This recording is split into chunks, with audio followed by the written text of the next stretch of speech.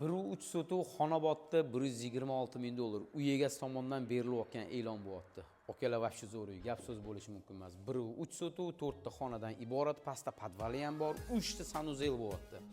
Bitta mashina bemalol sig'adi va bitta tapchan qo'ya olasiz. Uyimiz yevro remont qilib yashashga tayyor, 100% to'pli pol. Hop, kiraverishda o'ng qo'limizda kuxnyamiz bo'lyapti. Holat yaxshi. Bu yerda mana bitta sanuzel ko'rishingiz mumkin. Birinchi etajda bitta zal va kuxnya. Ikkinchi etajda 3 ta xona. Undan tashqari 30 kvadratdan shu podvalda joyi bor. Tashqarida shamol o'ynaydigan joyi bor. Tak, ikkinchi etajga chiqamiz. Gap bo'lishi mumkin emas. Polgacha to'pli pol qilishibdi. Stupenkaga ya'ni.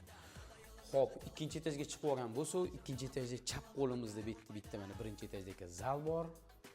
Mehmonxona. Bu sanuzel. Lekin sanuzel gap so'zi yo'q, katta ekan. Katta va keng. Bu yerda mana bitta xonasi. Abo'yi ham yaxshi ranglarlab qo'yishdi boru. Va bu yerda mana kattalar yotoq xonasi sifatida bemalol foydalansanglar bo'ladi. Podvalni ko'ramiz.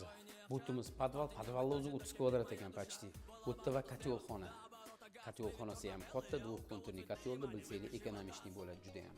Xullas, manzil keladigan bo'lsa, Xonobodda, Beruniy mahallada maktab bog'cha bir qadam orientir 352-maktab bo'lyapti. Xuddi shunaqa uchastkamizdan 3 ta ketmaga turibdi, okamiz bittasini baraka qilibdilar, 2 ta qolgan. Narxiga kelisha olsa, hammasi cho'tki bo'lsa deyaptilar, shunda asfalt yotqizib beraman deyaptilar.